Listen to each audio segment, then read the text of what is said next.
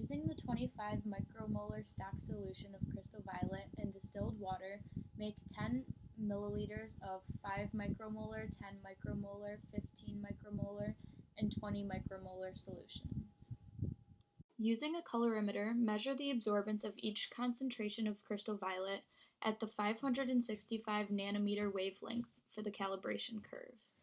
Using 6 milliliters of the 25 micromolar crystal violet, quickly add 4 milliliters of sodium hydroxide and transfer to a cuvette. Begin recording absorbance of the reaction over time.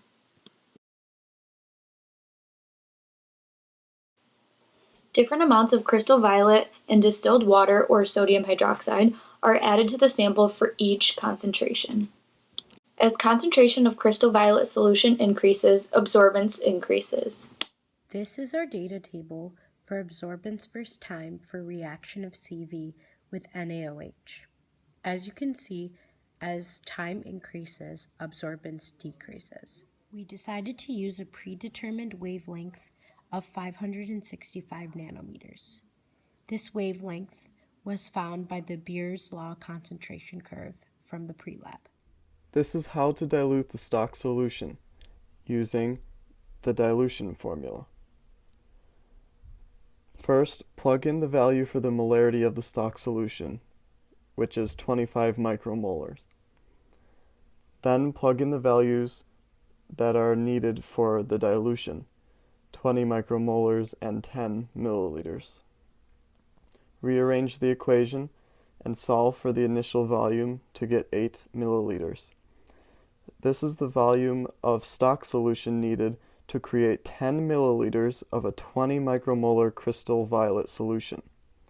Then add 2 milliliters of distilled water to create the dilution. Repeat this process for different molarity values and add distilled water so that each dilution has a volume of 10 milliliters but a different molarity of crystal violet. This is how to convert an absorbance value to a concentration of crystal violet. Given that the path length of the cuvette is only 1 centimeter, rearrange the Beer's law equation to get these simple equations for the absorptivity constant and the concentration. Find the average value for the absorptivity constant. With this experimental data, the absorptivity constant is 0.03895. Then, to find the concentration at any given time, divide the absorbance value by the absorptivity constant. So if the absorbance value is 0.454, the concentration is 11.7 micromolar. These are the graphs of the experimental data for the reaction. Only one graph, the graph of the natural log of crystal violet over time, forms a straight line. This means the reaction is first order with respect to crystal violet. As a result, that means the unit of the pseudo-rate constant is 1/seconds. Here's the equation for the regression line for this graph. The value of the pseudo-rate constant is the opposite of the slope for this equation. Therefore, the pseudo-rate constant in the pseudo-rate law is 0.0089 per second. Using our previous data between concentration and absorbance, we created a calibration curve for crystal violet.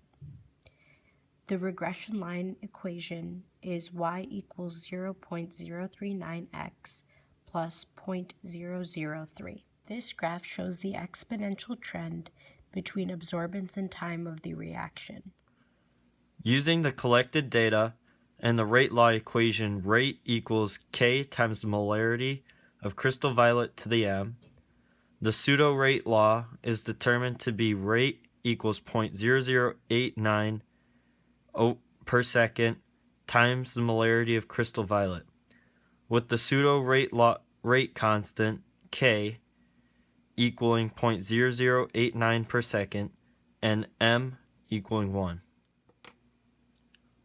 When calibrating, a wavelength of 565 nanometers was used. However, this was a source of error because it was not the best wavelength to use. A wavelength of about 585 nanometers would have yielded the best data. Because the wavelength was different than that which should have been used, it would have caused the absorptivity constant to change.